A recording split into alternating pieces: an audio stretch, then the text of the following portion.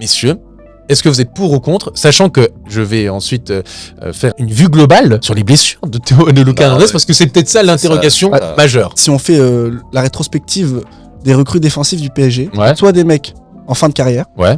style Ramos, Dani Alves, soit des mecs moyens, style Thilo Kehrer, Abdou Diallo, Florenzi, enfin, j'en passe, ou alors des mecs aujourd'hui, c'est la nouvelle mode, je sais pas pourquoi, des mecs ultra blessés, style Skriniar et Hernandez. Aujourd'hui, Hernandez, c'est un mec qui n'a pas joué depuis 5 mois, depuis décembre 2022, et Skriniar, c'est quelqu'un qui n'a pas joué un match complet depuis février. Et qui n'a encore une fois Assez garantie sur son recours. garanti. Évidemment que dans l'absolu, Hernandez, c'est une super recrue. Un mec qui peut jouer en défense centrale, un mec qui peut jouer sur le côté droit, un mec qui a déjà gagné la Ligue des Champions, donc mentalement, c'est important. Un mec qui a déjà gagné une Coupe du Monde, donc mentalement, c'est hyper important. Mais aujourd'hui, quelle garantie tu as à recruter Théo, Lucas Hernandez? Mais là, encore une fois, un pari, pas pour les mêmes raisons.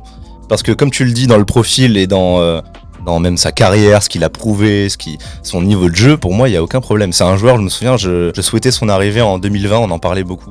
Je sais plus s'il était en fin de contrat à l'époque. Mais en tout cas, on parlait beaucoup de sa potentielle venue. Ouais. Et déjà, à ce moment-là, je me souviens, j'en avais fait une petite vidéo sur ma chaîne à l'ancienne et je disais que j'avais déjà quelques doutes au niveau de ses blessures, parce que c'était déjà un joueur qui s'était beaucoup blessé. Allez, petite pause juste de 15 secondes top chrono, juste pour te remercier, car vous êtes de plus en plus nombreux à découvrir notre chaîne et nos vidéos, et ça fait plaisir. Mais n'hésite pas à t'abonner, c'est gratuit, et sache une chose, ça nous aide beaucoup.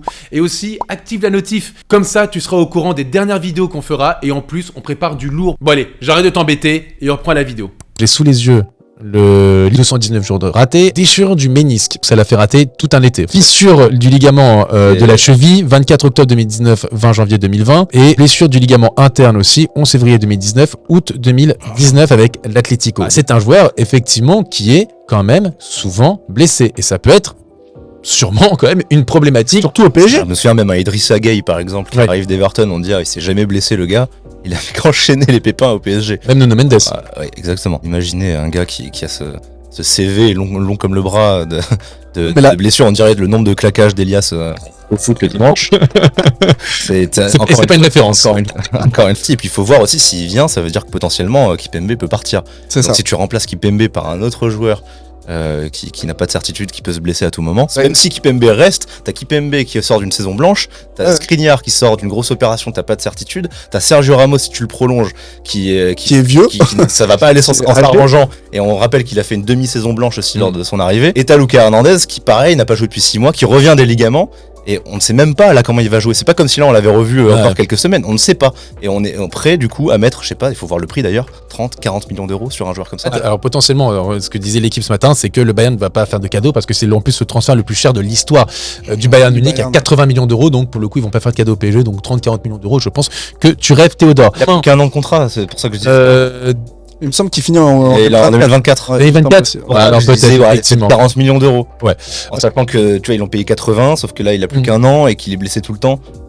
Si tu payes plus que 40, c'est quand même problématique. Hein. Je pense que quand même dans ce dossier, c'est pas impossible que Lucas Hernandez fasse pression, tu vois, pour avoir une belle prolongation du côté du Bayern, là où sa prolongation était presque actée avant sa blessure. Et là, ça compromet les choses. T'es pas en position de force, à part si tu t'appelles Juan Bernat et que tu joues au PSG. T'as pas le directeur sportif s'appelle Leonardo. T'as pas un salaire qui est doublé alors que tu reviens des croisés, c'est pas possible.